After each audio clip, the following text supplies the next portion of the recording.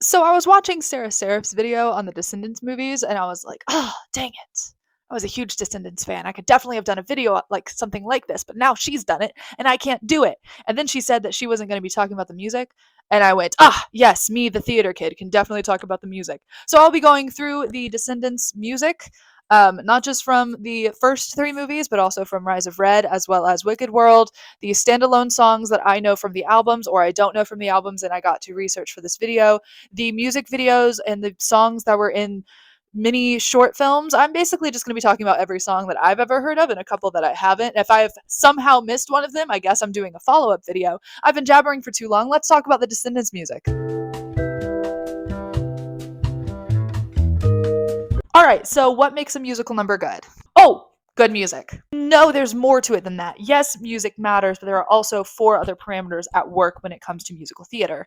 Number one, does the song move the plot or story along? This is something that Jenny Nicholson talks about with the filming specifically of the, and this is a trigger warning, Dear Evan Hansen movie. The way this movie handles its songs is so funny. There's exactly one fun musical number called Sincerely Me. It's bouncy, the performers are having fun with it, there's dancing, the editing is on point, and that's the only song like that in the whole show. For the majority of the songs, the characters aren't even standing up. They're just sitting somewhere and we're staring at their face as it sings at us. Sitting on a bed, sitting at a table, sitting on a beanbag, sitting on a bed, sitting at a desk, sitting on a bed, sitting on a couch. She kind of points out that the characters kind of stop and stand in one place and sing for like all of the songs with one exception during the Dear Evan Hansen movie. So is the plot actually being moved forward through the songs? Because that is something that makes a musical better. Think of something like Hamilton. There are no pauses where they stop and talk for dialogue. There is only music. So every song is moving the plot forward because every song is something revolving around the plot. Now, that does not mean that we get from point A to point B in every song in Hamilton. There are examples of like, hey, we're going to stop so Eliza can have this calm moment. We can figure out where she is. She's not the main character, not the most important song, but it is the most important song because it went number one in the charts of my house, okay? Songs that move the plot forward look like Aaron Burr, Sir, which introduces a handful of characters, or Defying Gravity, the Act 1 finale from Wicked, in which our main characters part ways at the end of their escape. If our songs aren't moving the plot forward, they should be moving the characters forward. Cinderella, she's stuck on the steps of the palace, but by the end of the song, she has made an assertive choice for her future.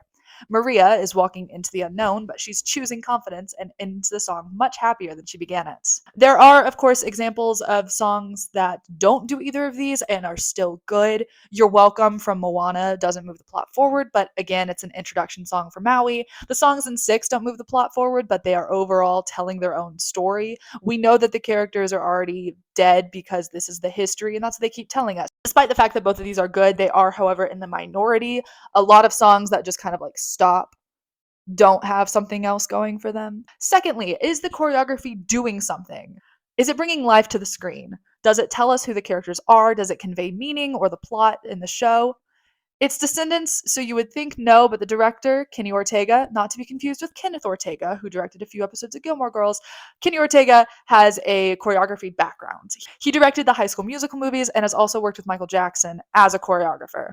Thirdly, musical numbers need to do something with our characters. Not every song necessarily needs to develop our character or be this big monologue. Sometimes it's just important that the character is singing and, still the same character. I think it's also equally important, not only that the characters are consistent, but every so often there's that one song where, like, again, it's just stop and let character react to thing.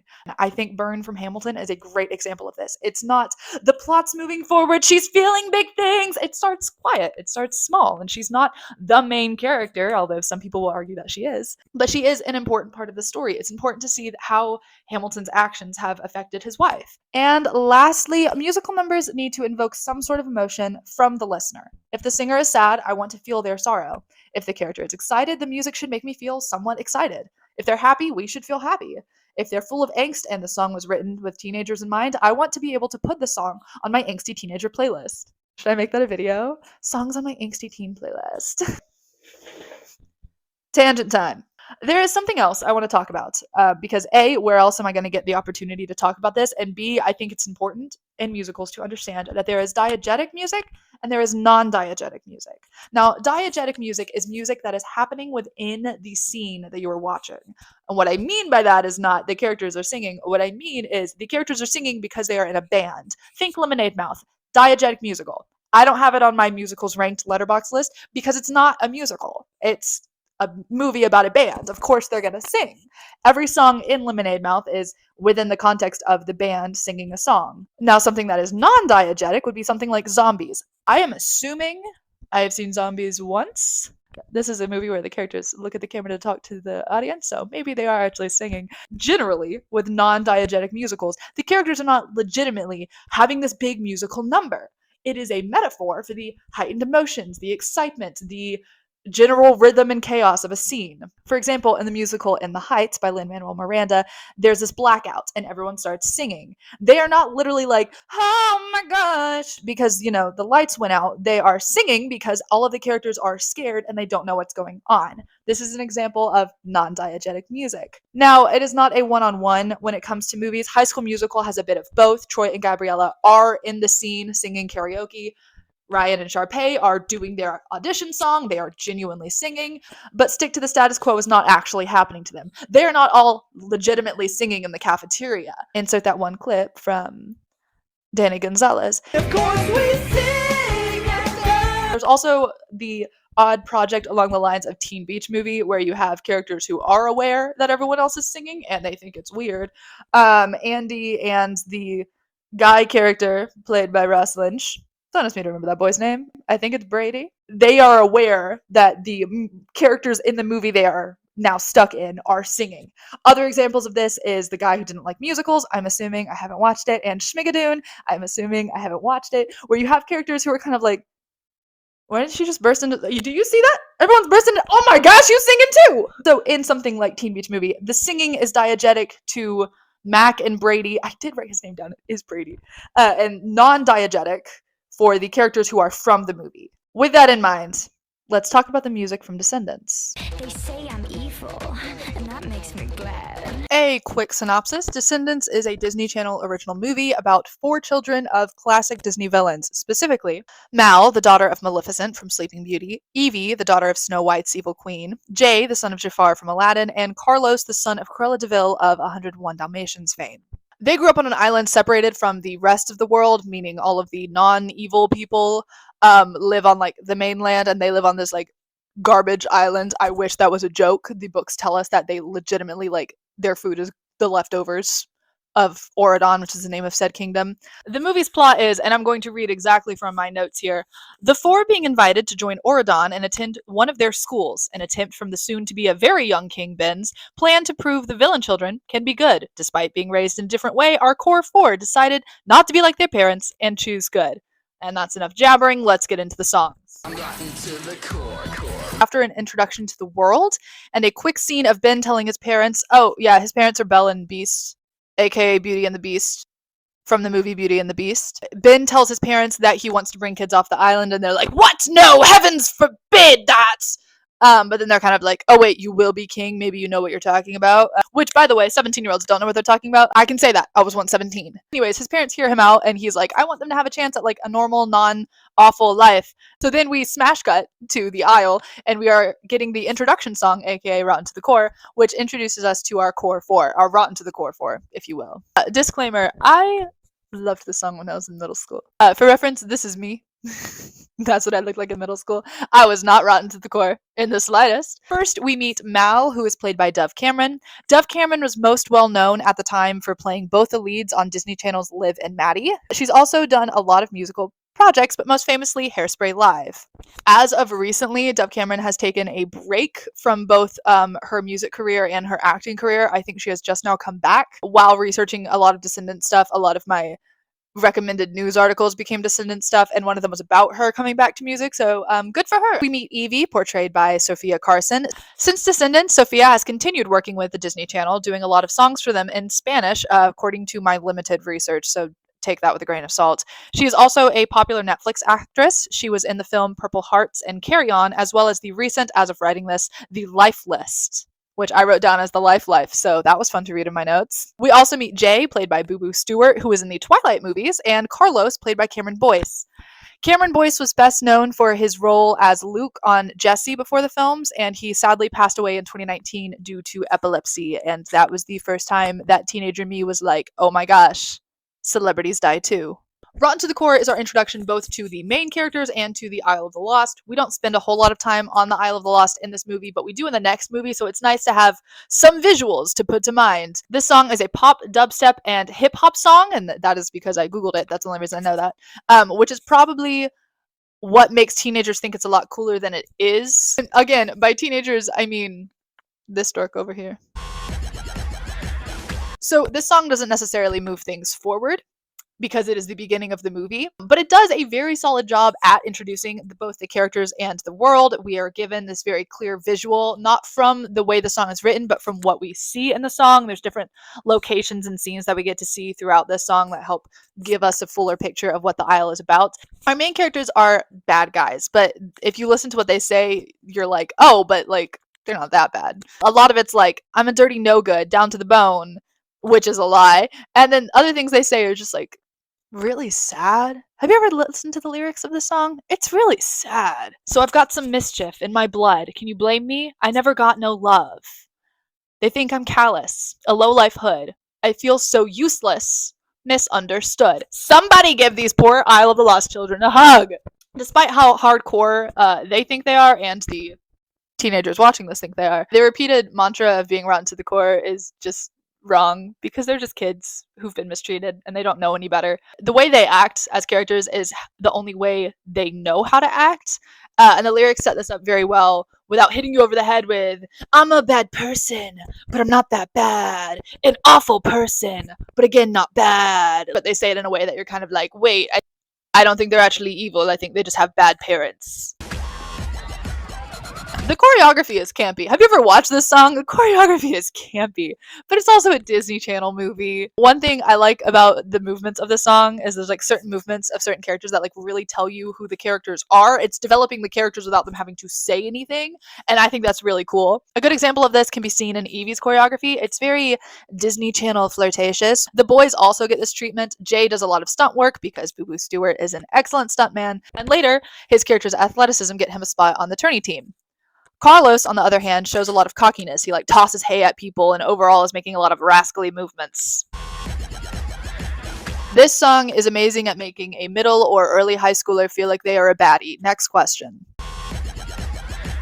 I think the song is fairly iconic. It's a banger of an opening number. They have some good opening numbers in this series. I will give them that. I think this is also the most memorable song of the series, so absolutely I'm going to count this as iconic. Evil like me.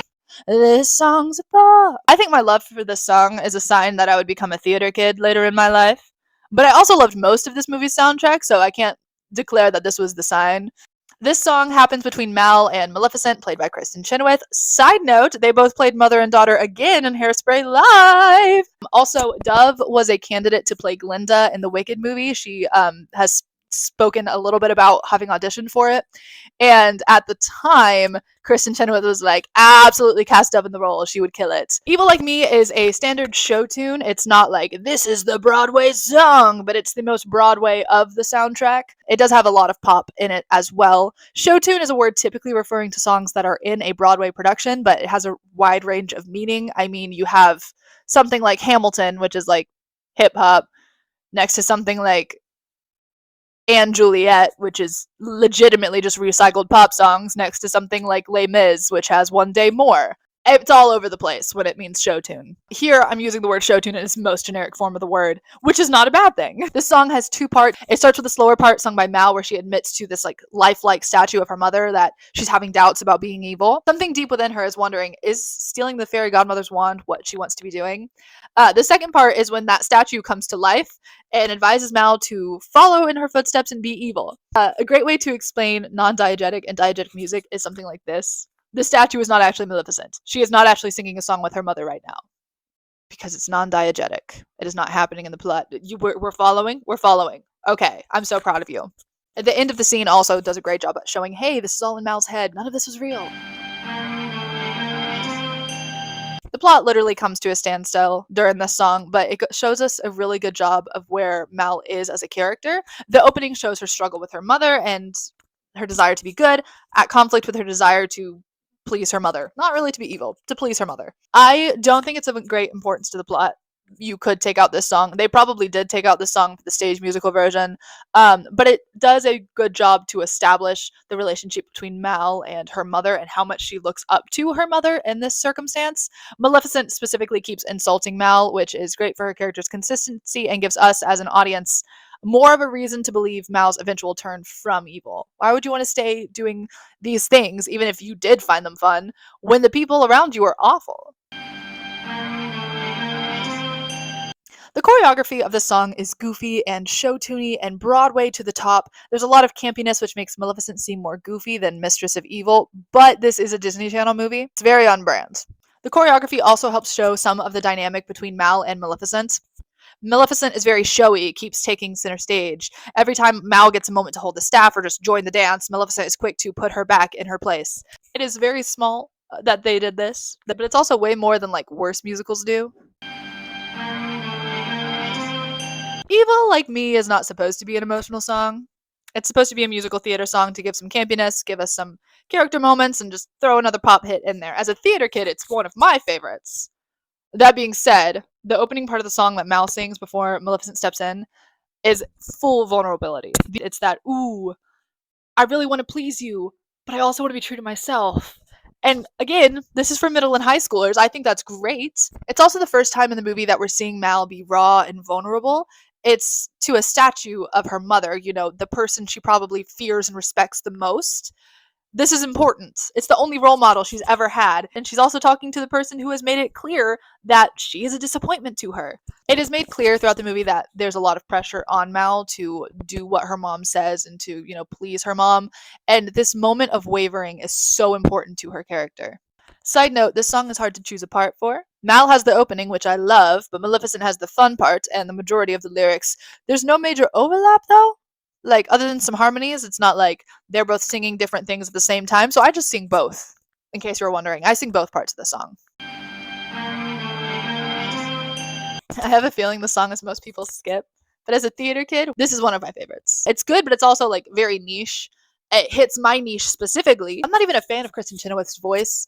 I like some of the songs that she did for You're a Good Man, Charlie Brown. She obviously did a great job as Glinda in Wicked. I just think her TikToks are annoying.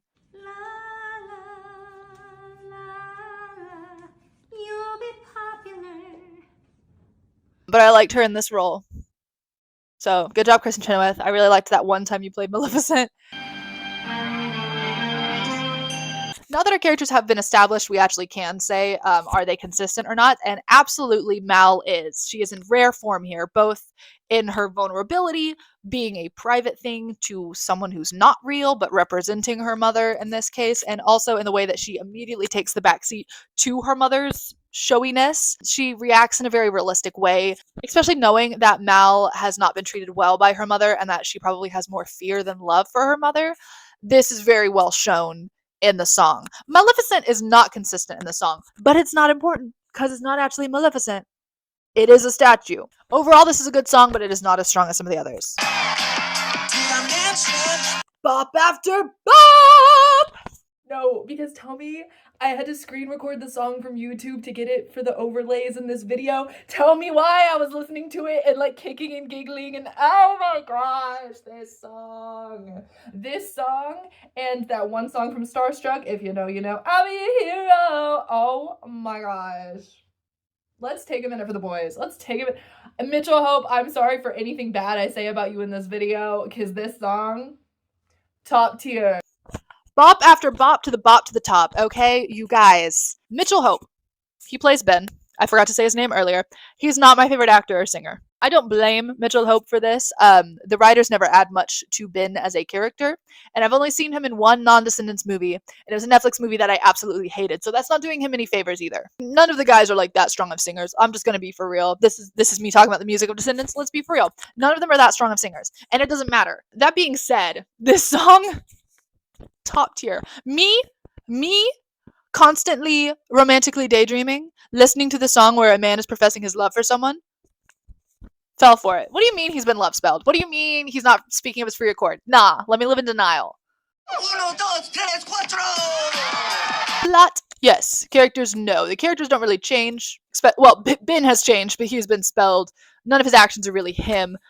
That's a whole can of worms that this video does not have time for. Mal's actions and love spelling him are purely selfish, which is in character. She wants to use him to get close to him, to get to the wand, To make the potion! Go to the festival. so that they can steal it and please their parents. So it's coming back to that pleasing their parents thing, which is consistency. Plot-wise, this is a critical event for the plot that leads to the happy ending that we get. Yay. If Ben didn't get love spelled, he and Mal would never actually date. If they didn't date, Mal would never see how much fun there is in being good. Even for the side plots, Ben's breakup with Audrey leads to Audrey dating Chad, which leads Evie to realize how shallow and awful Chad is. The choreography is honestly embarrassing, but I think that's the point. Ben is embarrassing himself in front of a lot of people because he's been love spelled. I don't think Mitchell Hope is that much of a dancer, but you can't tell in this song if it's intentional or not. Actually, I'll give Mitchell Hope that one. I will give Mitchell Hope that one.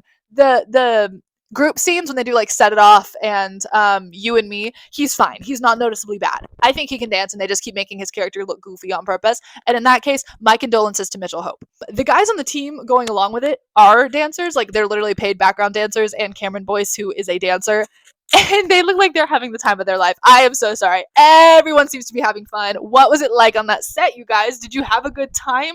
Or was it like really hot outside? Because I hear that happens a lot. This song does a really good job of reminding everyone that, like, despite the actors being like 20 something, these are teenagers and they're acting like high schoolers because their characters are high schoolers. And they're goofy but enthusiastic. So yes, the choreography adds to the song. I'm not sure if embarrassing yourself in front of a high school crush is an emotion, but I felt a lot of it in high school. The song is very Heath Ledger sings Can't Take My Eyes Off of You, but for Descendants. It's a very fun song. I won't say it's a particular emotion, but it made me feel things. It made me feel seen. And I think that should be enough for us today. I'm going to say no, that this song is not iconic. I feel like I only remember this song because I was a huge fan of this film at one point. Again, it's a really fun scene. It's great. It does add to the film. It's moving the plot forward on a technicality. But again, I don't think the average viewer is going to be like, remember that scene where the guy started singing because he loved Mal? Great scene. It did properly teach me how to spell ridiculous. R-I-D-I-C-U-L-O-U-S. So I get bonus points for that. No, but it's a part of the plot. Again, there's a spell happening here. He doesn't have to act in character. He has been love spelled. Mal is very in character. The way that she's just like, I know it's a love spell, but this is still embarrassing. Can somebody make him stop? I think that's great. Mal is very clearly uncomfortable with Ben's public displays of affection. It's very well shown and not told, which isn't the norm for Disney Channel. Remember, they like to tell us, not show us a lot of things. So good job, Disney Channel. You got that one right. I love emotional songs. It's like The Wizard and I from Wicked, or How Far I'll Go from Moana. If only shows a character caught at a crossroads. While Moana is conflicted between being obedient and staying at home with her people, or leaving and following her heart, Mal's conflict is more internal. She's caught between who she was raised to be and who she now sees she could become. She wants to open her heart, learn how to love, and try to be good, but she's scared. Kind of. The lyrics don't bring us a new version of Mal, but when the song ends, she seems more hopeful. She seems more comfortable as she comes back to reality, and even looks more at ease and happy. Well, before she realizes she can't see Ben and is like, oh my gosh, he died. There is no choreography. Mal flings her arms about and does some dramatic step turns, but I don't think that was really choreographed. The lack of choreography is fine. Duff Cameron isn't really a dancer, and the rest of the movie is very dance heavy, so it's nice to take a song off. It's fine. We're gonna let it slide. Absolutely, this song invokes emotion. As someone with a lot of big feelings I can't always understand, I loved this song in high school. I went on to write poetry. That tracks. The emotion here is dramatic confusion and longing. It's not like the deepest song. I reread the lyrics, and I was like, this song says like nothing. This song is so, you can put it on any character and it relates. I wonder if the TikTokers have used this for edits. It would fit. I feel like it would fit. I'm gonna side with the song and say yes. That's not just my bias, it is the second most viewed song from the first Descendants movie on YouTube. Rotten to the Core has first place. I think the song is iconic. I'm standing by that. Girl pop ballads from Disney Channel, this is iconic. This and like half of Lemonade Mouth, okay? Yes, Mal, the girl who was never properly shown love, is clearly yearning for it while still unsure if giving up everything from her old ways will be worth it. It's very in line with her character. This tracks. I'm gonna be honest. I really like this song too. I love Disney nostalgia, and sometimes I fall for it hook, line, and sinker. I don't go see the live action films in theaters. I'm not giving them my money that way. But you get Ariana Grande and Josh Groban singing Beauty and the Beast, I am so sorry. I will be there. I'll be seated, listening to the song, not paying for the movie in theaters. This song is sung by the Oridon Prep kids, the non-villain kids at Family Day. That is it. That is the plot. Absolutely not. This is an elevated background song. It would have been just a background song, but Kenny Ortega was like, nah, we don't do that here. And he made it a full bop. And I appreciate that for him. I appreciate him doing that.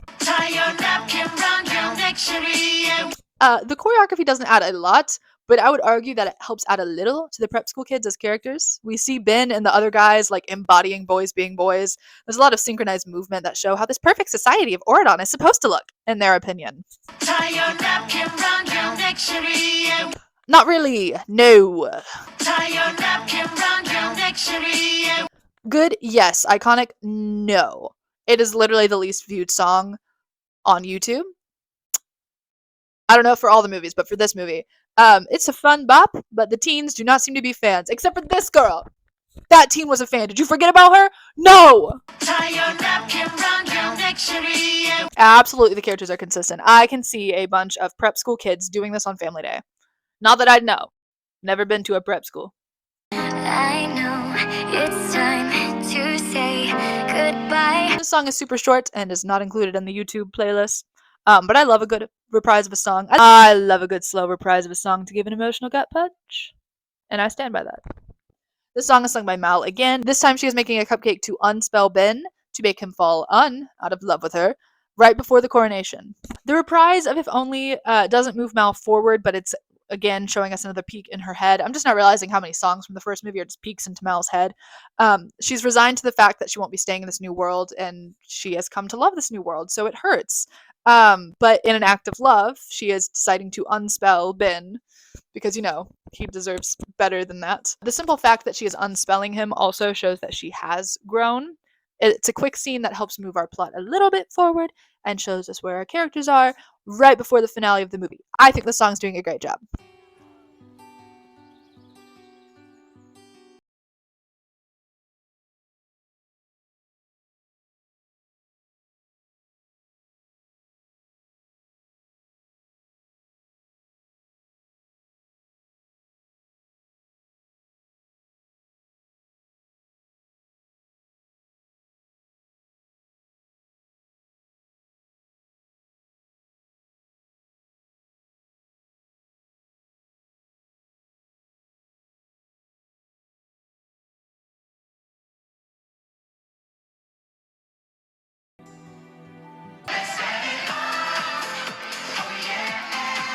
Set It Off is our finale song. I'm going to speed run the questions because a lot of them do not qualify.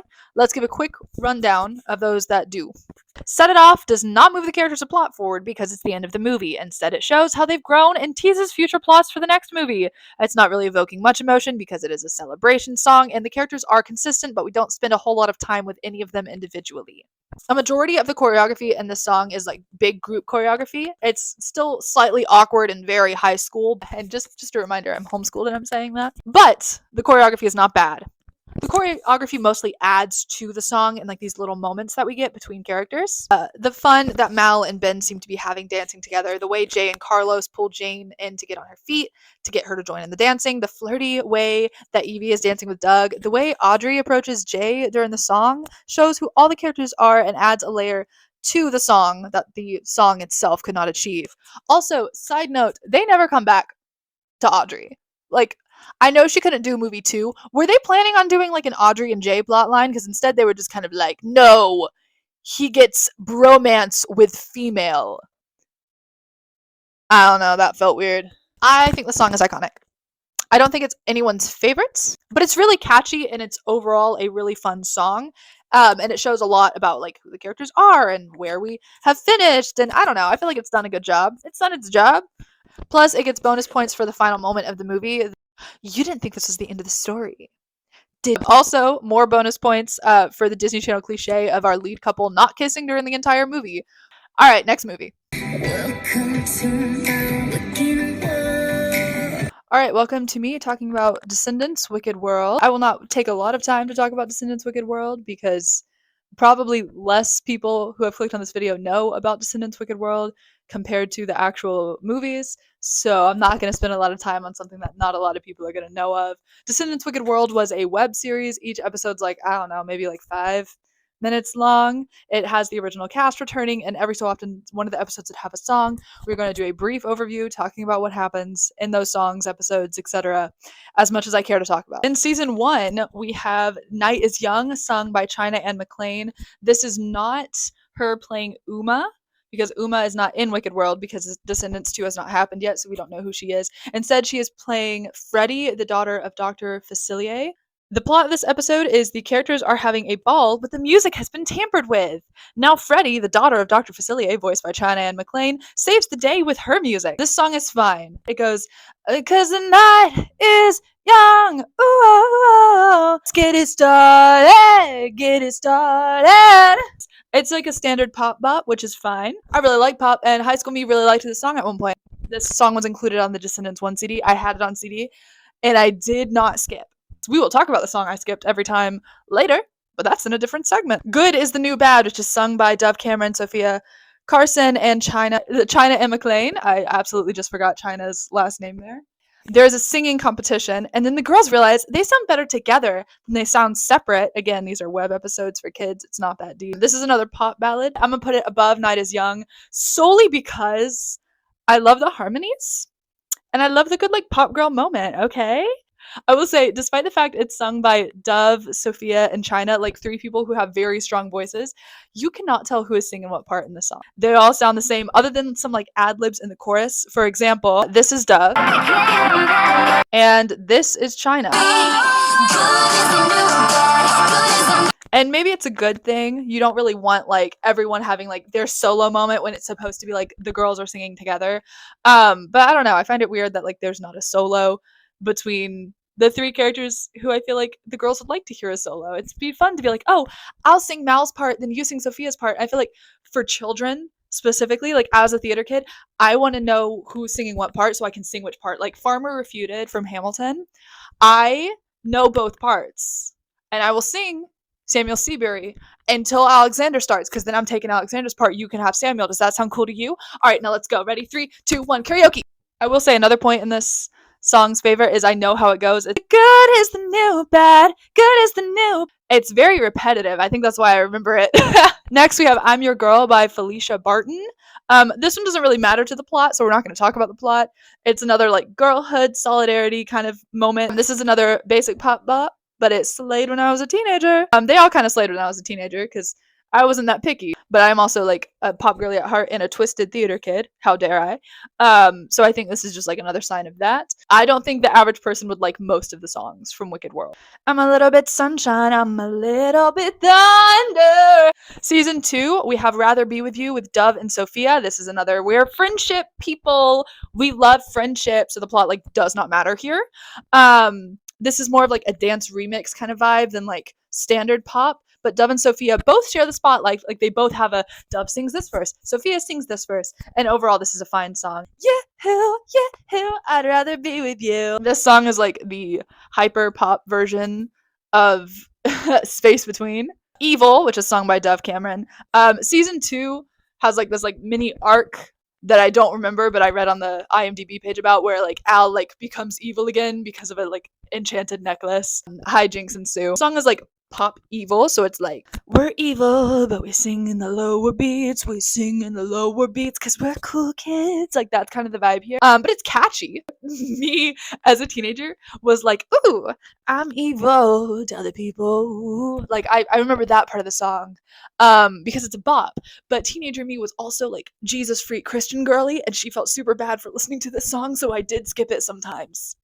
It's okay though. She went on to be a Panic at the Disco fan. It got worse, you guys. It got worse. Okay, Better Together by Dove and Sophia. This song happens during a sleepover, I think. Most of these, like, the name of the episode is the name of the song. And so, like, I could figure out which one it was. This one, I have no idea. I think this is the sleepover episode, if I remember correctly. Better Together is, like, basic pop, and is the kind of basic pop you would hear playing at Marshall's. And that's all I have to say to that. Let's talk about Descendants 2 real quick. And I'm not going to change outfits this time because I'm recording on the same day. Welcome to YouTube. Here's a bit of backstory. My family doesn't have cable. Does your family have cable? We've never had cable. We did not have cable in 2017? Question mark, when this movie came out. So when this movie came out, I did not see it. And I was not bold enough to ask my friend who I knew had cable and knew would be watching this movie, hey, can I come over to your house and watch this movie? And Disney Plus didn't exist yet. So instead of watching the movie the day it came out, I had pre-ordered on Amazon the CD, because I'm a CD girly, and the novelization of the movie.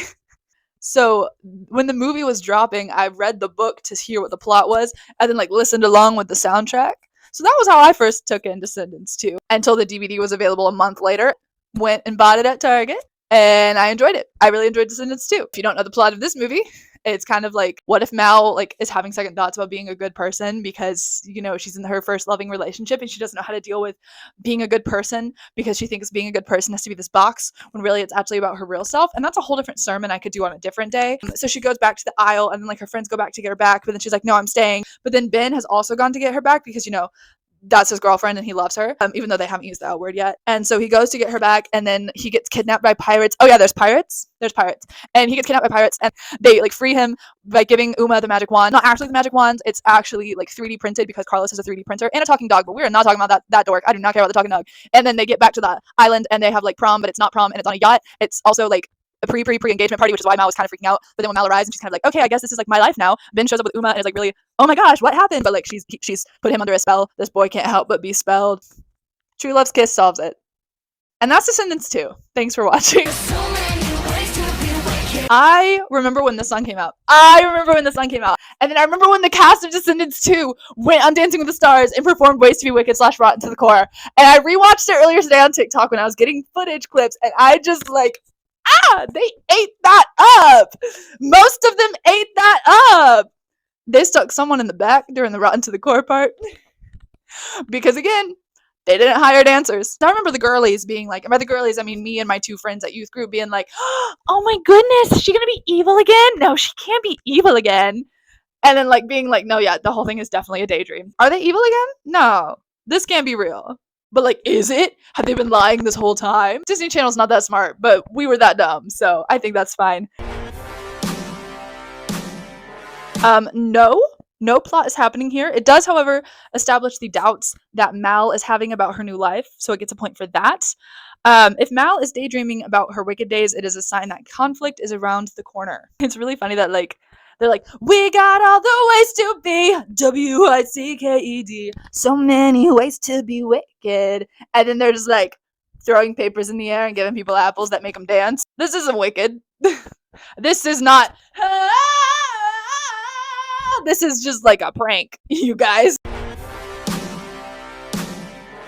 The choreography here is done fairly well. It is not my favorite, but it does have some like signature Disney Channel camp going on without being like, this is goofy. It's very like, this is a bunch of teenagers, which, you know, they are teenagers. The characters, not the actors. They are teenagers, so I'll give them that. Plus the acting of the cast is really good at times, specifically Jane. Jane and the face she makes when she takes a bite of the apple. Ooh, that was well done. Not really. This is an earworm, but there's not like an overall feeling that it brings. Maybe the feeling is just the urge to dance along, because I know I have seen the videos, the fan videos, where people are like, I learned the Ways to Be Wicked dance, and I'm like, girl, good for you. They did a whole video like teaching it to people, and I remember watching it and going, yeah, I can't do that. I will fall over. A lot of Descendants 2 songs have over 3 million views on YouTube for when they uploaded the songs. This is the second most viewed of the movie. And I will tell you which one is first place when we get there. Now, I think a bunch of these are just like people who are very hyped because this was before the movie came out. So there may be some like grain of salt stuff going on here where it's like, well, remember, this was the first thing we got from the movie. If it had been like released all at the same time, who knows if this would be the most viewed one. But I think it would be. I think the opening Descendants numbers, at least for the first two, are very good and very popular because like this is the scene, this is the vibe. We're having a good time. I think the song is fine. It's catchy. It's not really doing much for the film other than being like a plot twist, but it's not even like a plot twist because the plot hasn't happened yet. What's my name? What's my name? What's My Name is sung by China Anne McClain, who plays Uma. It also has Thomas Doherty, who plays Harry Hook. I only remember that boy's name because him and Dove Cameron dated for a bit. I do not remember the name of the third guy. I am so sad this is not the most streamed song from the movie. This is the best one, you guys. This is the best one. The song introduces Uma, the daughter of Ursula. We meet Harry, the son of Captain Hook. Oh, I do have your name written down. Dylan Playfair, the son of Gaston. Gil is his character. Uma is griping about Mal's cushy new life. And then she's like upset that she and the rest of the villain kids are left on the Isle, which, girl, fair. They literally live on Garbage Island. She has the right to be upset. What's my name? What's my name? It is not forward, but we are again establishing conflict. Uma and Mal have had beef. Uma still has beef. She is desperate to get off the island and make her name known. This is a great introduction song. What's my name? What's my name? Yes! Yes, yes, yes. The choreography for this song is amazing! Uma and her pirate crew do a lot with this dance. They're angry and energetic, and the choreography does a great job of showing this. It also shows how tight-knit they are as a group and how authoritative Uma is as a leader. The pirates respect her, hyping her up in the song, and the few that don't are taken care of. The choreography in this song is probably my favorite of any of the Descendants movies, except for like this one part where like Uma's dancing with like long swords. It just looks awkward. It just looks awkward. It's making me think the director like saw the sword props on set and was like, oh yes, put those in, dance with these, it's gonna be great. And it's not great. They do something great with the swords later, but it is not in this song.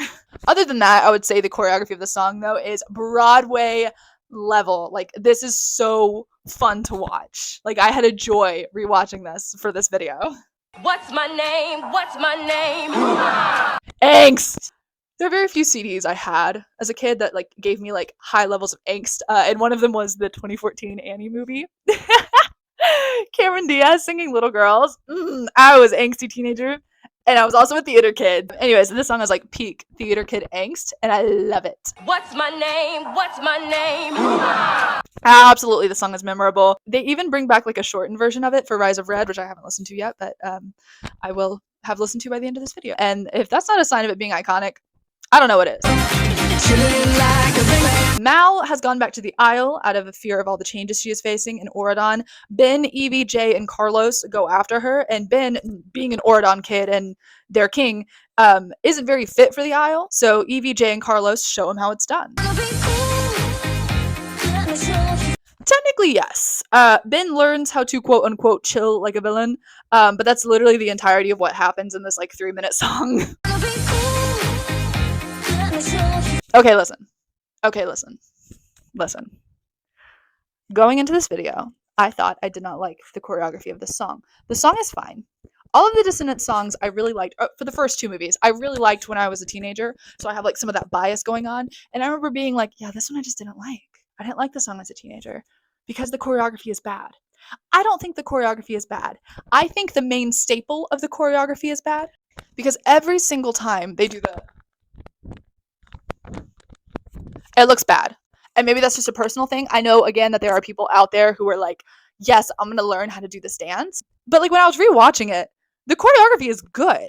I love this like relaxed gangsta vibe that we give the characters in it. I love that Sophia, Cameron, and Boo Boo are really selling that they belong in this world with how well they embody the choreography and the facial expressions given to their characters. I especially like this part at the beginning where they like share a look and then do a synchronized head nod. And then later in the song where the choreography is performed on the railings. I would definitely fall, but they don't, and so they get bonus points for that. Plus, them being taller than Ben gives the sense of superiority that really helps sell their message of like, no, you need to learn this stuff. And at the end, they do this They make this movement that's like reminiscent of the first move we see from Evie. I really like the choreography. Just not the main choreography. Like all the other parts, I'm like, oh yeah, this is well choreographed. Except for the part that everyone's gonna remember. No, it does not. I think the song is iconic to most people.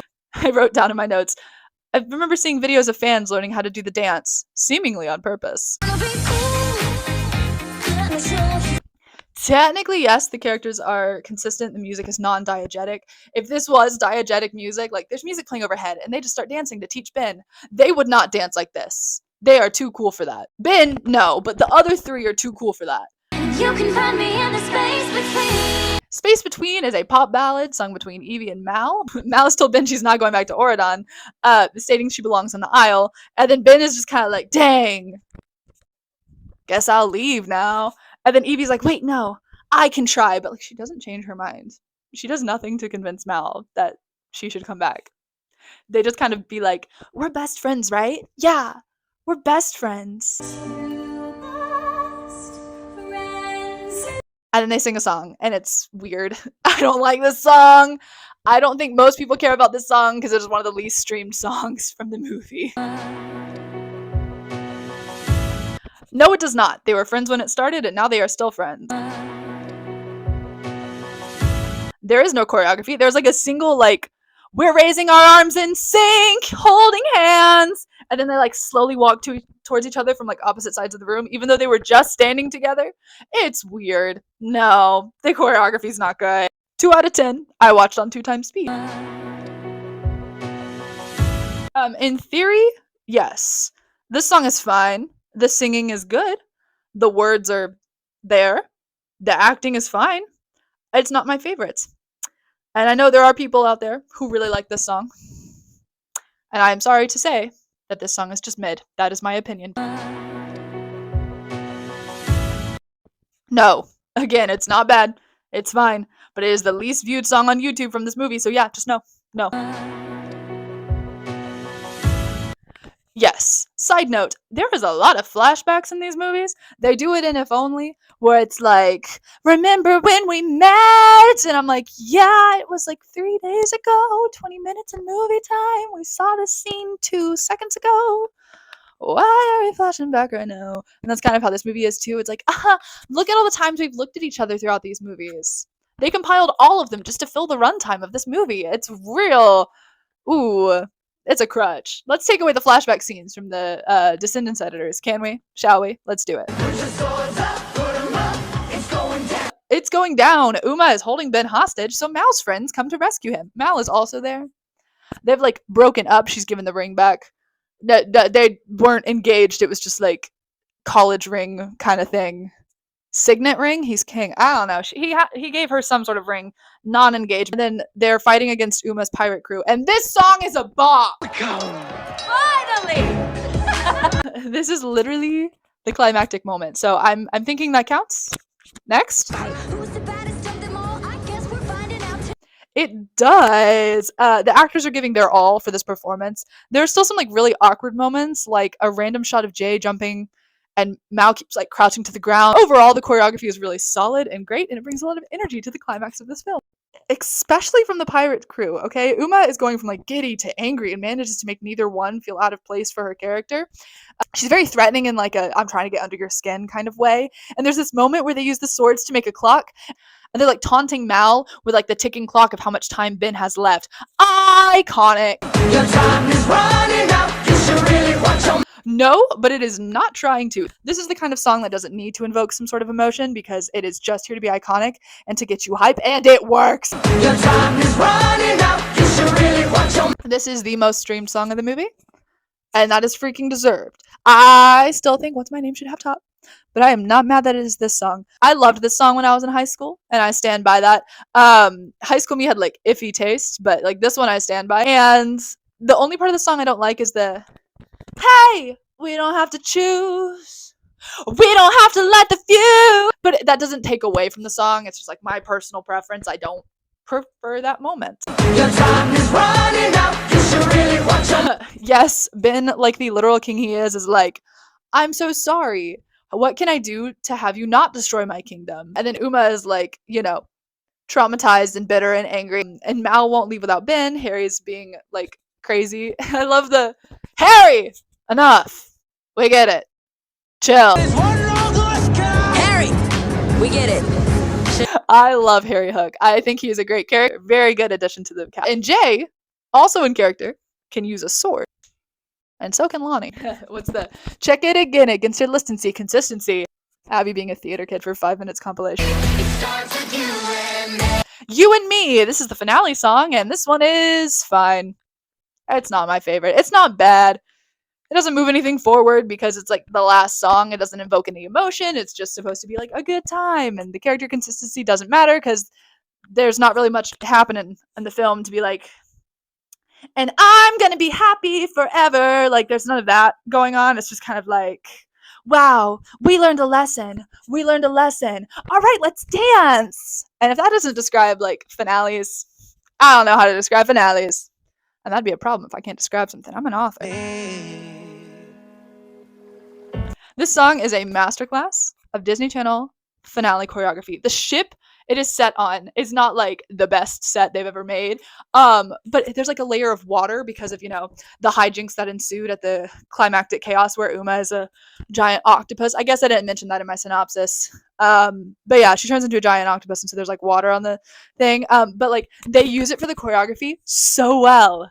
The characters kick up water and splash each other, giving every action they make a double motion.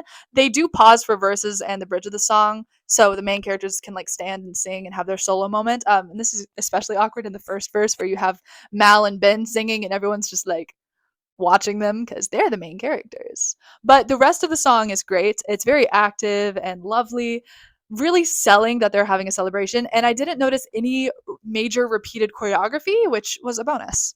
At the end, they give the characters with speaking lines moments to dance as couples, but they give Cameron Boyce his own dance moment before Brenna D'Amico, don't know if I'm pronouncing that name right, I am so sorry, girly, who plays Jane, like, joins him, but also, like, look at the way they leave. Look at that, that's so cute! No notes, perfect. I would say yes. It's not as nostalgic for me as Set It Off was, but I was, older when Descendants 2 came out, so of course I have more nostalgia for the older movie. I think this is overall the better soundtrack, better plot. This is, I think, the major opinion of most of the movies is Descendants 1 has better plot, not as good of songs. Like, the songs are fine, but there's not as many. The second movie, they did more songs, and then the plot's like, okay, it's good. And then the third movie, they just kind of like threw stuff at the wall. We'll talk about it. It's fine. The microphone, eh? Do y'all remember that? That girl who's pronounced microwave, Which I've warmed in the microwave. Thinking about that today. Welcome to the standalone music video segment. We having a good time. Y'all know Queen? All right. They have 4 standalone music videos. 2 of them are technically like short films. Short film on like a Disney Channel. This is a short film because we said it's a short film, not in like a there's art happening here. So film bros, please don't come at me. The first was released after the first movie in tandem with the first season of Wicked World. It's kind of like a tie-in thing. The second one shortly followed. The third, the first actual short film, was released before Descendants 3, and the last was released after Rise of Red within its own short film, as far as I know. Because I was not really involved with the fandom at this point, so I can't be like, I remember it, I was there, you guys. The first is a cover of Rotten to the Core, done only by Sophia Carson. The second was originally sung by Christina Aguilera. The third was sung by Kelly Clarkson, and the last one is an original as far as I know. They have done another, this is a cover of a popular pop song, but it has not gotten its own video. I thought it had its own video. And then I was watching the video and I was like, nah, a fan made this. This was fan made. And they had me for the first half, not gonna lie. Rotten to the Core, Sophia Carson version. This song has its own music video and it serves as the theme song for the Wicked World web series, which we have previously talked about. It's different enough to be likable, but it's not distinct enough to be like, ooh, it's giving. I didn't skip it on the CD though. I will say that. I will say I love in the like video that it starts with, it's Sophia Carson and you can see like the sorry, it's not Sophia Carson, it's Evie. You can see the Oradon castle in the background, and she's like walking away, and she's going, let's set it off. So like it's really like, hey, this is right after this song. It gets bonus points for starting at the end of Set It Off, and also it has like some really good visuals, and like it displays Evie in her 3 iconic outfits, which means we get to see like actual Sophia Carson in the outfits, because one of them is from the first season of Wicked World. It's like the main dress for the ball or whatever they're going to. Again, my research was limited, but we get to see her in her Set It Off dress and her classic Evie outfit. It's very, this is a music video in terms of filming and editing and stuff, but it's fun. I remember really liking that video as a teenager. Oh, I did as a ball. I did write down neon ball dress from Wicked World. I did more research than I thought. Genie in a Bottle. The Genie in a Bottle video starts with Mal walking into Jordan's apartment. Jordan is a character from the Wicked World web series. Jordan is hiding in her lamp and like teasing Mal, like, come and find me. And then Mal's like, wow, I wish I had your kind of magic. And she does like that low Dove Cameron, like, oh, I'm gonna talk like this now kind of voice in that scene, which is very Mal, but compared to the I'm a genie in a bottle, baby, that like the rest of the song has going on, it's kind of jarring, but that's just a personal thought, and it's not bad, it's just something I noticed. The rest of the video is following Mal exploring the world inside of the lamp, and there's a lot of glitter magic present, like a lot of glitter magic. She gets a wardrobe change, probably for a doll line. These random men appear, and she runs off, which made me think, oh no, she's afraid of the random men. But then later she's like coming and dancing with them, so I actually don't know what the deal with these men is. They're just here as background dancers. They get their own dance moments, which is very weird because it's like, what? Why are we cutting to these random men? We don't know who these are. But the whole world of the lamp is very weird, and it's magical, so it's just kind of like, this is consistent with what I'd imagine. Especially when you're a teenager watching it, which I was. It's more music video than like story, but it's like she's exploring the world of the lamp, so it's not like there's nothing that we're following. It's not like this is abstract. It's like, oh no, it's what Inside the Lamp is like, apparently. I love this song when I heard it. I have not listened to the original. I don't think I'd ever actually heard the original until I was in Walmart. 2 days after writing this part of the script, I was in Walmart and I heard the song and I was like, you guys, this is the original.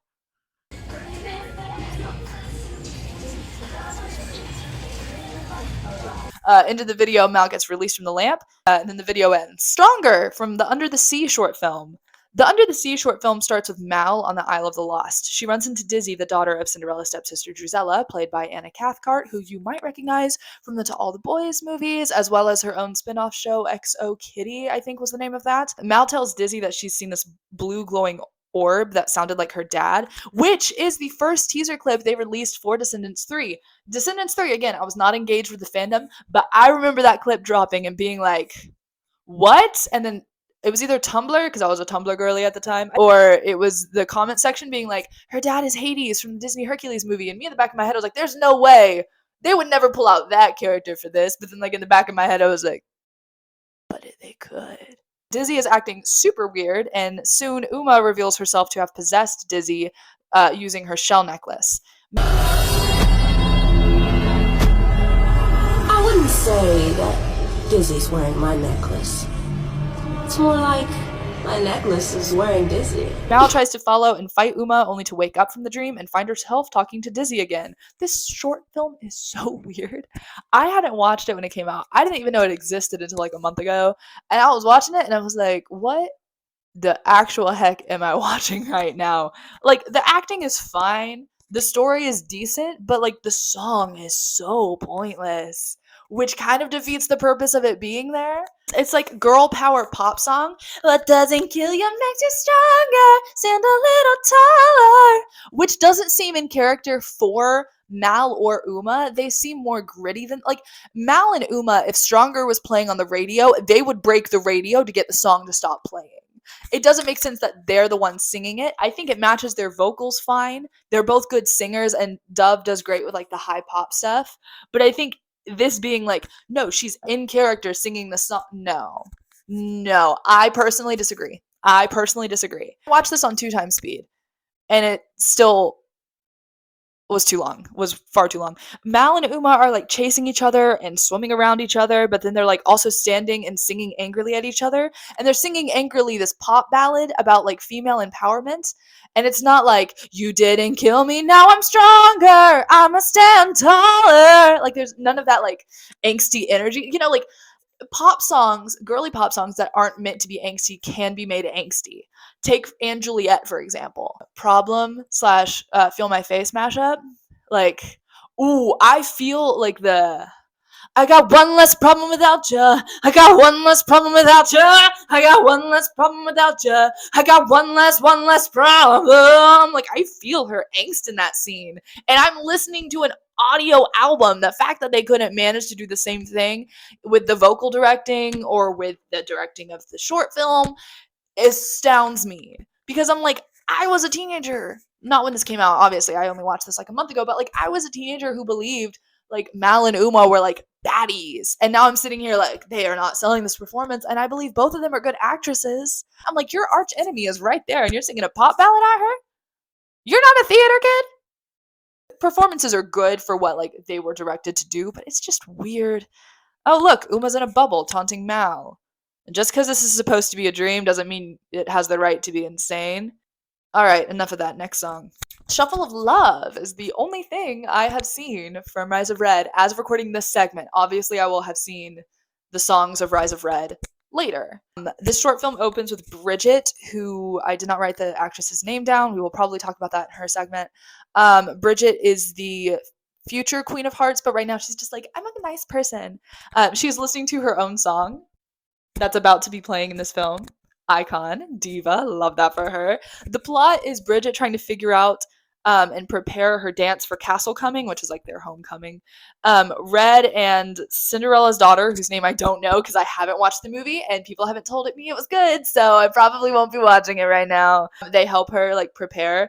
There's like a dance practicing montage. Then the rest of the video is a dream sequence. It ends with Bridget getting a glimpse of her future evil self because Bridget, as I already spoiled, becomes the Queen of Hearts. This song is a classic pop bop, which at first I thought would be perfect for Wicked World, but I'm wrong. I am wrong. This song is better than Wicked World. I read a comment that this song is very Isabella from Phineas and Ferb, and I disagree. And that's not me being a Phineas and Ferb fan and being like, you're wrong. I think this song is perfect for Liv Rooney from Liv and Maddie. I think Dove Cameron singing this song in character as Liv Rooney.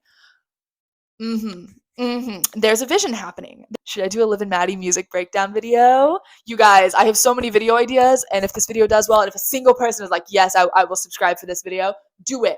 I'll do it, you guys. Anybody wanna be like us? Everybody wanna be like us. One thing I've realized while filming this video is that my wardrobe reflects more Carlos energy than I thought it would. I was a Carlos girly when I was a Descendants fan. Absolutely was. Absolutely was. I have only had 2 major celebrity crushes in my life, and one of them was Cameron Boyce.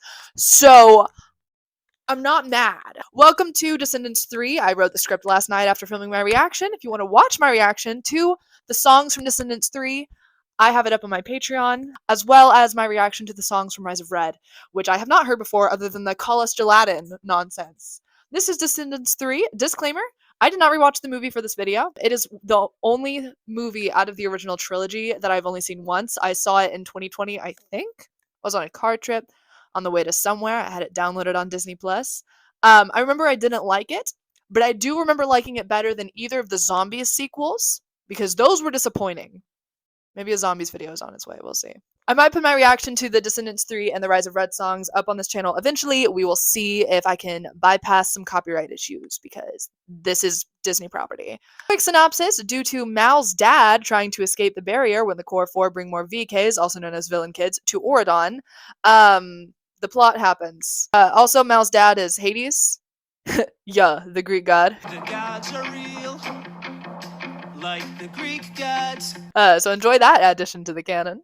Anyways, because he's trying to escape the heads of the kingdom, which is Ben, his parents, the fairy godmother, and Mal, because, you know, she get that nepotism now that she's engaged. Oh yeah, they also get engaged in this movie.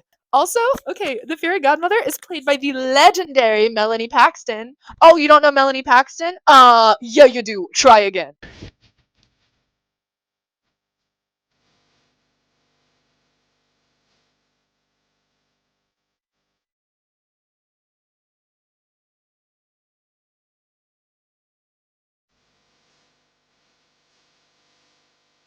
Icon.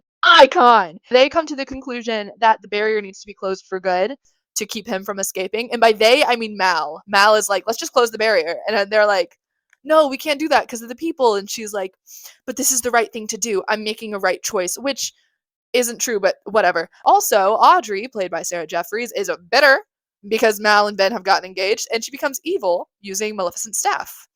Whether the staff makes her evil or like adds to her evilness is not really made super clear to my knowledge, but I don't care.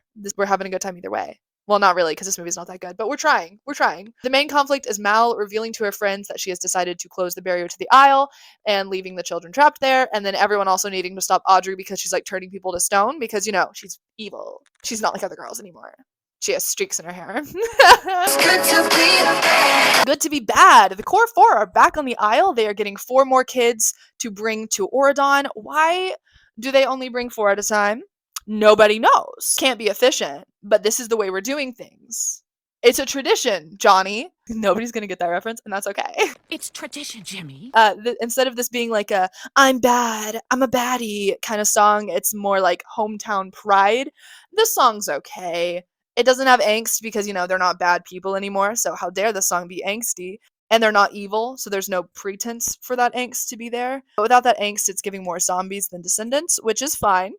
I do like the soundtrack from the first Zombies movie. Maybe I'll do the breakdown for that. Add that to the list. This is a decent song. The dancing is pretty solid. The character performances are good. I particularly like the hug between Evie and Dizzy because I actually believe that they're very excited about this thing happening.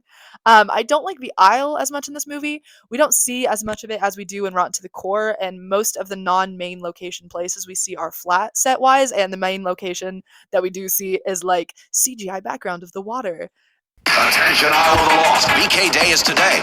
I would say so. We see Evie being super kind and super excited, and we see the boys working really hard to get everyone hyped up. I don't think there's much to the boys' character to where I can say that this is in character for them, but I think it's a nice addition to their character, so I'm gonna let it slide. I like how excited everyone is to be bringing more kids off the Isle, but it's also a bit ironic that they're like, yeah, hometown pride, we got this, hometown pride, when, like, this is the place that they were, like, treated poorly. This is the place where they had their awful childhood, so it doesn't make sense for them to be like, we love the Isle, we're from the Isle. Like, no, the Isle was crap. Everyone here is a bad person and they treat you like crap. I will say I do like that some of the pride we are shown they have is for like the legacy they've had here. I don't think this is well established since it's just like background things in a song instead of being like, you guys, we've done so much good for the Isle. But they show like this shelter that's called Carlos's house, a safe place for lost boys and girls, which I think is really nice, especially since I think Carlos had it the worst out of all of the kids in the Isle. Not that it's a competition. We see the most of Carlos having this eternalized fear of his mother and of the way he was treated, and he the most in the second movie when Mal was like, what if we went back to the Isle? He's like, no, like, why would I want to go back to the Isle? I was treated awful there. I think it's really nice that he has tried to help other kids be able to escape those awful situations. I really like that. I do also think, though, that it's weird how many, like, spray-painted monuments and posters there are of the core 4. Like, this is still an Isle of villains. There would be somebody defacing these posters. Attention, Isle of the Lost. BK Day is today. Yes, I do think the choreography adds to this song. Although there is this one moment... Go girl, give us nothing! Overall, the choreography is on point. It's just very interesting to see like the two boys dancing their heart out, and then we cut to Dove and Sophia, and it's like, oh, you really just said, you know what, dance like you're having fun, and then used the first take. That's okay. This is your third movie. This is no High School Musical 3, but it's okay. It's okay. Attention, Isle of the Lost. BK Day is today. Not really, but this is an introduction song. It is not the song's job to invoke an emotion. Attention, Isle of the Lost. BK Day is today. This song is not that good. It is absolutely not iconic. This is one of the lower viewed songs on YouTube, and I just listened to it like as of writing the script like an hour ago, and I do not remember anything except for the like, these streets are named for us because we paved the way, which is the bad part. That line is bad. I can say that. I write poetry, and I know when my poems are bad. If I wrote this, I would not publish it. Oh my gosh. I think maybe it goes, it's good to be bad, which is kind of like, it's kind of boppy. It's also kind of generic, so no, not that good, not that iconic. Did I mention I'm in love with you? You guys, this moment is so cool. I am such a sucker. I told you this for the first movie. I am such a sucker for like a reprise with an emotional moment. And using Did I Mention for Ben's proposal is iconic. Got me down on my This was the one thing that, like, when I was watching the movie, I was like, big smile on the face. I'm remembering my fandom days. This is great. Oh my gosh. It caught me by surprise and I loved it. Speedrunning the questions because this is like such a short song. It does not need to take up that much time in this video. The characters are consistent. This serves as a tipping point for Audrey, so it is serving the plot. There's no choreography, but it's really sweet, and the callback is emotion evoking in my opinion, because I probably cried when I heard this. And I would say this moment is pretty iconic. This song would have slapped when I was a teenager. If I was young enough to enjoy the song when it came out, I would have absolutely eaten this up. I remember the song coming out and being like, ooh, we get the vibe. I'm not there. Like, I'm too cool. I listen to Paramore now. Yeah, I listened to Paramore too when I was in high school. I remember when the song releasing and being like, yeah, this is the song. They knew it and they did good. I do not, however, like the like I'm mumble speaking, yeah. Yeah. It's giving slam poetry, which in my opinion is one of the worst forms of poetry. I want what I deserve is such a bop. When we get to like that final bridge, it is such a bop. This is Audrey snapping and going evil. That is the plot here. Let's get into it. Now there's a devil on the shoulder where the angels used to be. Absolutely. Absolutely. Audrey's bad girl phase is like the main part of the plot where like the Hades thing takes like a background. That technically like is a catalyst first, I think, but this is the main plot. It is literally the crux of the plot. Now there's a devil on the shoulder where the angels used to be. The choreography is not the strongest here, but it is stronger than the Audrey's struggle to like not choose those evil desires in her and to like try and rein herself in is shown in some of the choreography, which I do really appreciate seeing that desperation from her. It's not a 10 out of 10, but I think it fits the scene nicely. And again, this is the Disney Channel. It's not going to be a 10 out of 10 every time. Angst. I'd say angst. Teenage me would have eaten this up. Bowl and all. I am thinking yes. It is the second most viewed song from this movie, and the one that got first place, I think, is because everyone was dunking on it, because one part of it's really bad. And we'll get to that. This is the only song from the movie that, like, I actually can remember. Like, I could tell you what's happening on the screen, what's happening for the plot, what the song sounds like a little bit. So yes, I would say this is the iconic one of the movie. Now there's a devil on the shoulder where the angels used to be. Absolutely. Audrey was so bitter in the first movie. Like, as soon as Ben publicly broke up with her and then started dating Mal, she was like, oh, whatever, I'm dating Chad now. She is very petty. It's very like almost like Mean Girl in Pink energy, like very cliche but good. I don't know. It's been 2 years and she's still holding on to it. I think the villain arc was coming in because this is Disney, and of course there's a villain arc coming in. It's so high school.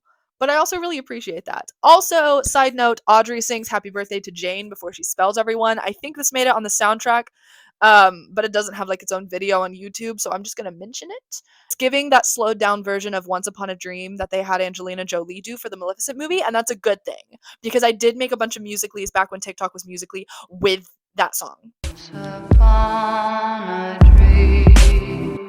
If I was you, I'd wanna be me too. I'm living on the wild side, wild side. Do what you gotta do. I listened to the song an hour ago, again, as of writing, not as of recording, and I had to double check which song this was because I couldn't remember it based on the title. This is Mal confronting her father, Hades, and blaming him for abandoning her to Maleficent's cruelty, while he claims, no, but like, what doesn't kill you makes you stronger, which is really funny because they sang that song in the Under the Sea short film. She's like, what doesn't kill me makes me, and then when he says it back to her, she's like, shut up, that's my line. Anyways, also Celia, who I absolutely thought was Freddie. I forgot that this is a completely different character. I'm so sorry. I remembered Wicked World above Descendants 3. She is played by Jada Marie. She is also here. Why? Oh crap, we have this other child actor to pay. A little. This song definitely could have been summed up with like a few lines of dialogue. Oh, well, no, it's fine. You just abandoned me for my whole life. Yeah, well, you're stronger for it. Like, they could have just summed this up in a couple lines of dialogue. But this song is catchy. This is one of those that, like, I was listening to it and I was like, oh no, like, we're having a good time. This is okay. Plus, it's nice to see Mal get to be mad at him. That's very in character for her. The choreography here is very, like, high school production with an adult in one of the roles. It's not that strong, but it's fun. And I like the way they do this mirrored move at the end that dad look that Dove gives is also a bonus. It's angst again. Yeah, this one would make the playlist. Would probably get skipped every now and again, but it made the playlist. I'm gonna say no. Again, it's only been like an hour since I last heard the song, and I cannot remember most of it. I had a good time, but not a memorable one. Mostly. I would say Mal is being too honest. Like, I feel like Mal is very much a whatever, I'm independent, I don't need you kind of person. And maybe that's me projecting. It feels a little out of character for her to be like, why weren't you there when I needed you? But also, she never sees her dad. It makes sense that like the one time she sees him, she might let all of this out. It's the angst I expect. So I'm not like mad. I'm just tweaking. I'm tweaking. Oh, I'm tweaking is slang, isn't it? I do appreciate Hades' portrayal here. He's like a little bit goofy, but he still has like this big presence. Which it's not the same type of goofy nor the same type of presence that the animated Hades from the Hercules movie has, but it's almost on par, so I'm gonna let it I'm gonna let it slide. It's okay.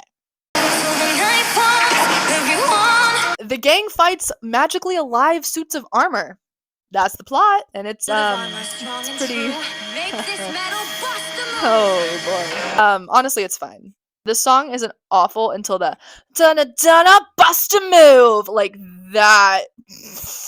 Overall, the song is fine. Like, I remember being like, oh, this is the one that's bad. And then I started it and I was like, oh no, this song is fine until you get to the bust a move part. Bust a move! It's a basic fight scene in a Disney Channel original movie set to music. It's just not as iconic as it's going down. Make this metal bust a move! Plot-wise, no. This is another, like, we're stopping the whole movie for this one thing to happen for 5 minutes. The characters, however, move forward, like, a little bit. Mal and Uma are like, you suck. No, you suck. No, I'm in charge. I'm in charge. And then Evie's like, you guys, are you freaking kidding me right now? And the two teams, meaning the Core 4 and the Pirate team, are, like, able to work together, which is, you know, character development of sorts. Make this metal bust a move! If the choreography did add to the song, we then had to do some subtraction because of that part took away from whatever it had going on, because I can't remember the rest of it. Make this metal bust a move! No, but it is a fight scene, so that's not really the point here, although I'd argue that it's going down gave me something to feel. Make this metal bust a move! This is the most viewed song from the movie, but again, I think it's because people were the bust a move. Like, people were making fun of that part of the song. Like, the only part I remember seeing, like, online, of the song having, like, an online presence is people making fun of the part of the song, which is fair, and I think that's why the song is the most viewed. No, this is not iconic. Make this metal bust a move! Technically, the characters are consistent. But I would argue that there was a lot of time wasting happening here, which we're going to get into in the next song as well. Would these characters really be like, yeah, let's waste our time making these soldiers follow our actions? Or would they be like, okay, decapitate them and get out of here? One kiss, one kiss. I don't care about Doug. I am so sorry. I don't care about Doug. No offense, Babbity Kate. His son, Doug? I'm sorry, one more thing about Doug. He's drum major. He's the drum major of the marching band at their little prep school. He plays the trumpet. It's really nice that they gave Sophia Carson her own in-movie song. I think that's great. I can't believe that it's like the first one that's like completely hers. Although the last movie she did a duet with Mal, and she sings and leads the majority of Chillin' Like a Villain. But I do like this song. Doug is under one of Audrey's spells. Instead of a stone spell, he is just like asleep, a la Snow White. Get it? Because he's the son of Dopey and she's the daughter of the evil queen. Evie's working up the courage to try True Love's Kiss. Can you see me just getting bored the more I talk about this song? Plot-wise, no. This is another example of let's pause everything for 5 minutes of this song. Character, yes. Evie finally gets the chance to admit her feelings to herself and moving forward, acting in hope that he feels the same way and that the kiss will work. I like that. That's cute. That's very Disney. Partially. Parts of it are too, like, modern pop star. She's doing too much that's, like, Yes, the men have this part clipped, and I don't appreciate that. But Sophia is killing it. I just don't think that's what the scene is calling for. That is a nitpick, though. It's only like a couple times that I'm like, ooh, that was unnecessary. Overall, the choreography is like very theater kid, which is on brand. This is Disney Channel. Also, shout out Zachary Gibson, who plays Doug. He believably pulls off the I'm just a limp body being tugged around during his part of the dance, and that cannot be easy. I might not like the character of Doug, but the actor is giving it. He's doing his job well. Shout out Zachary.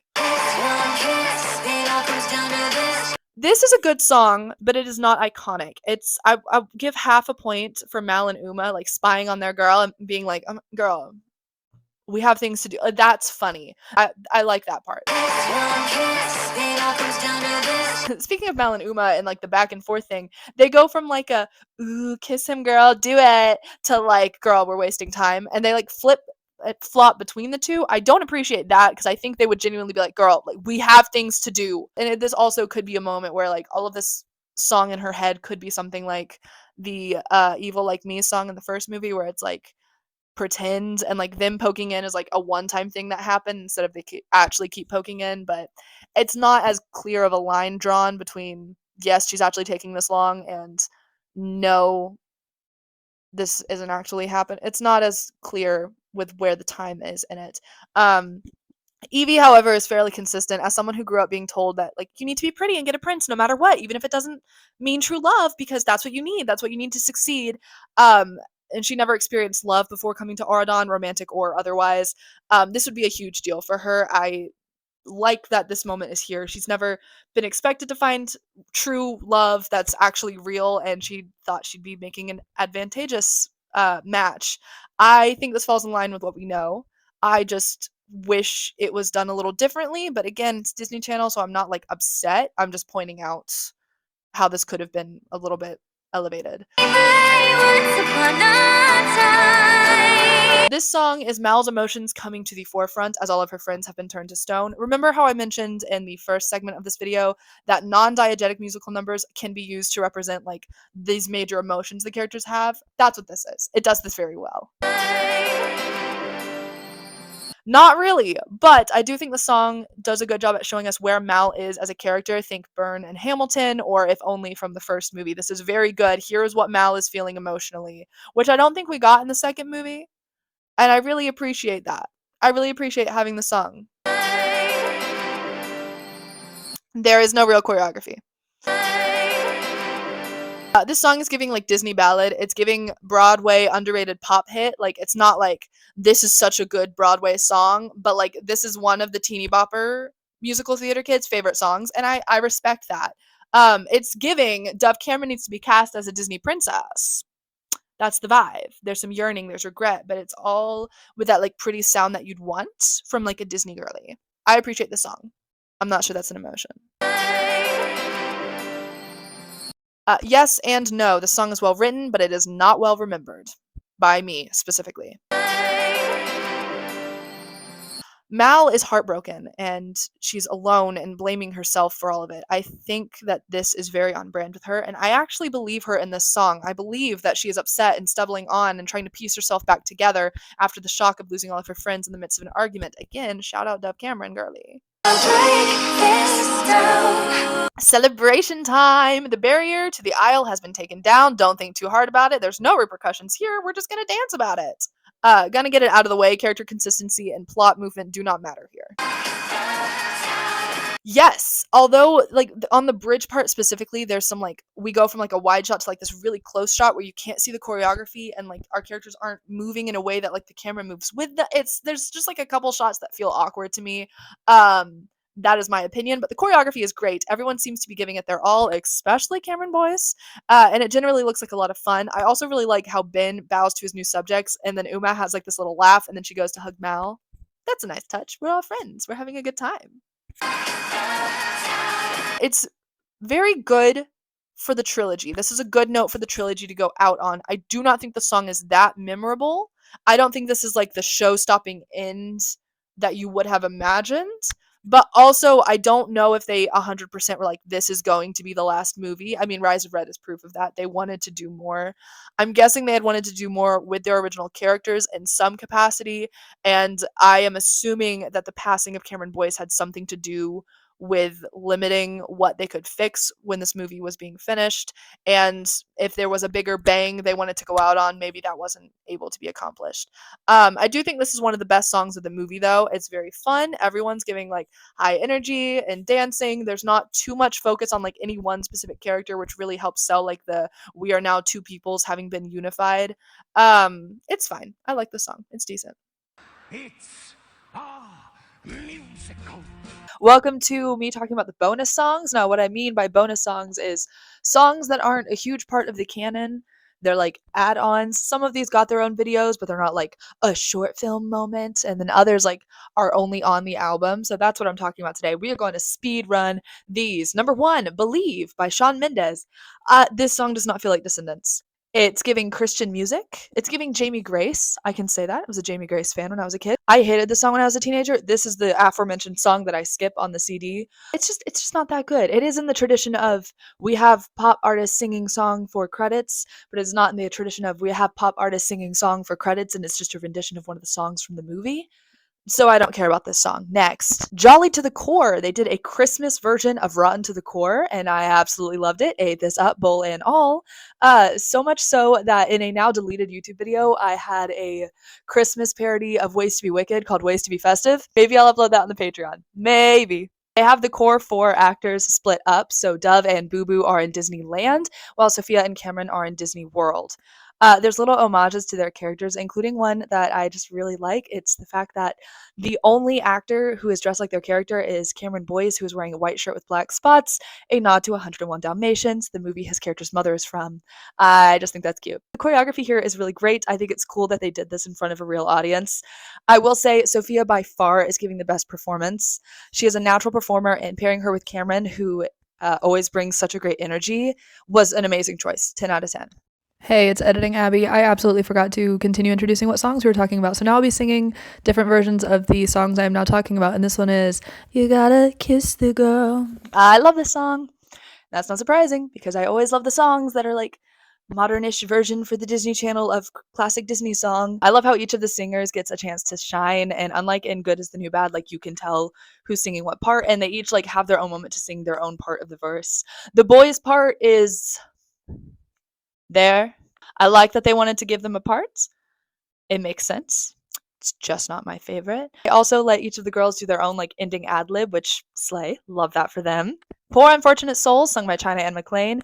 Maybe I'm too much of a sucker for a modernized version of classic Disney songs, especially when I was a teenager. But China slays. She has like power in her voice, not only in like her singing abilities, but also like her overall delivery. It just gives like, oh, don't mess with me because I'm a teenager who has a knife. Except for that knife is a sword. This song has like different pronunciations from the original, so also it helped me like realize what the heck the words actually are. I did the same thing with Hamilton when I went to see it live. I was like, oh yeah, those are the lyrics. You're right, because sometimes pronunciation just is not our strong suit. In hindsight, the song is not really that good, but teen me loved it, and I was the intended audience. Rotten to the Core D3 remix. They did a I don't know, is this dubstep? The cast re-recorded their parts from the original song with like new lines that are like more villainous, with quotation marks. I hadn't heard this before, and it's not bad. Early high school me would have eaten this up. Unfortunately, I was late high school when this movie came out, so wasn't even aware it was on the plate, babes. Also, Thomas Doherty jump scare. Don't double cross me. The VK mashup, on the other hand, is actually really fun. It almost made me like Good to Be Bad, which is, again, the song with the These streets are named for us because we paved the way. If I had been involved with the fandom when this came out, I absolutely would have had this on one of my playlists. Very dubstep, much mashup. Red Christmas, they have a video where they sing Red Christmas, which is like a Christmas version of one of the Rise of Red songs. They also bring back Jolly to the Core for this video. I don't think they're singing live in the video just because there's no like, they're doing a lot of choreography. The actors are giving their all. They did a great job with this, but there's not enough like, okay, we're breathing. I'm assuming that most of the cast is not trained singers. I know a handful of them are. That is their strong suit. I have seen her in High School Musical, the musical, the series, but I don't think they would all have that good of breath control, I feel like you would hear somebody. So I think they're just playing the original songs or the re-recorded version of the song over the recording. I'm thinking they probably did sing it when they were actually live. Anyways, in the song itself, the streaming version, it starts as like this like slow classic Christmas sounding song before the beat comes in, and it becomes what I am guessing is K-pop kind of vibe. I don't listen to K-pop. I have no doubt that the teens who were the target audience, I was an adult when the song came out, absolutely loved this. You know what I loved? Bad Reputation, the Joan Jett cover. Kylie, who plays Red, absolutely slays in this. I think it fits her voice very well. It's very in the tradition of Genie in a Bottle and stronger with like this, we're taking a classic pop song, but now one of the Descendants characters is singing it, so it's a little bit different. But this is a different genre. It's not like just classic straight up pop, which I think is really cool that we're introducing kids to like a new genre through this. This does not have an official music video, unlike the other ones. I did see a fan video of it, which was actually pretty fun to watch. I think that was a teaser trailer that they just put the song to. That was fun. Lastly, the Life is Sweeter remix. I have not listened to the regular version of Life is Sweeter yet, but the remix was nice. I could hear this begin to play at like my local Five Below. It's very pop hype remix, which seems very teenagery, so I'm assuming that some of the kids who are like a huge fan of the Rise of Red movie have absolutely enjoyed it. And you know what? I like to see that legacy live on. I'm not a hater. I just found out that not on the album anywhere, but on YouTube, they have a demo, I guess, of China and McClain singing Dig a Little Deeper from Princess and the Frog. It's iconic. I fear that's iconic. And it proves that it's not just teenage me who's a sucker for the Disney remake songs sung by pop stars she recognizes. No, the adult me will fall for it too. This part of the video is sponsored by me forgetting to film good segues between segments. It's a talent, y'all. Welcome to the outro part of the video. This is the bathroom floor, a place where I have written many a poem about. I'm going to run through real quick my ranking. Thank y'all for hanging around. These are tier ranked, so they are ranked by tier, not by like this is the order of which songs I like best. Honestly, some of the things that are in like lower categories are my personal favorites, but that's okay. I'm trying to do the mass appeal thing. So the top tier, we have Strawberry, which is, you know, I think most people like strawberries. It's also Mal's favorite fruit, so that worked out for me. In top tier, we have Rotten to the Core, original version. Did I mention original version? Set It Off, and If Only. Those are from the first movies. In the second movie, I have Ways to Be Wicked, What's My Name, which is probably my favorite song from the entire franchise, and It's Going Down. From the third movie, I have Queen of Mean, and did I mention Reprise, because I'm a sucker. I also have Red from Rise of Red, so that is one from each of the main movies. The second category is Pineapple. I feel like not everyone likes it, but most people, you know, have pleasanter thoughts about it. I have Evil Like Me from the first movie. I have Chillin' Like a Villain and You and Me from the second movie. From the standalone songs, I have Jolly to the Core and Red Christmas, as well as Bad Reputation. The third movie, I have Do What You Gotta Do, My Once Upon a Time, One Kiss, and Break This Down. From music video songs, I have Genie in a Bottle, Shuffle of Love. I also have the Life is Sweeter remix. And then from Rise of Red, I have So This Is Love, Fight of Our Lives, Get Your Hands Dirty, and the What's My Name reprise that Uma and Red do. Apple, I feel like it's pretty basic, so this is our third category. I have If Only reprise, Night is Young, Good is the New Bad, Rather Be With You, the first movie and Wicked World respectively. From the second movie, I have Space Between. From the bonus content, I have Rotten to the Core Sophia Carson version, as well as the Descendants 3 version, which they call the D3 version on the album. I also have Poor Unfortunate Souls and Dig a Little Deeper, China and McClain versions. And lastly, we have Good to Be Bad, Night Falls, and Life is Sweeter. Our second to last category, I have Dragon Fruit. I don't personally like Dragon Fruit, and I feel like most people don't personally like Dragon Fruit. I have Be Our Guest from the first movie, which again, I really like, but I understand that I am in the minority there, and I already put Evil Like Me higher than most people would have it. I have I'm Your Girl, Evil, and Better Together from the Wicked World franchise, Kiss the Girl and the VK mashup from the second and third Descendants movie, The Life is Sweeter remix, and Perfect Revenge. And the mango category, I know most people like mango, but I personally am allergic, so that is the layer that I don't want to mess with because it'll probably kill me. I have 3 songs. Stronger from the Under the Sea short film, Love Ain't It from Rise of Red, and Believe from the post credits of the first movie. That is my personal ranking. If you would like to watch more content from me, I have a playlist called Diving into Media. That is probably where you'll find more videos like this. I'm a bit all over the place when it comes to content. I do what I feel like I should be doing and what I would like to be doing. In the future, I am doing a Phineas and Ferb tier ranking music video type thing. I'll be uploading a full reaction to Act 1 of the Epic the Musical animatics. I will have those up on my Patreon as well. If you would like to recommend another music deep dive, I've mentioned, what have I mentioned? Lemonade Mouth, High School Musical, Teen Beach Movie, Zombies, Liv and Maddie. If there's anything you want to recommend, just leave it down in the comment below. I would like to do more videos like this. Thank you so much for watching. A lot of time, energy, and time went into this video. So if you would like, comment, subscribe, anything, everything helps. I'll see y'all in the next video.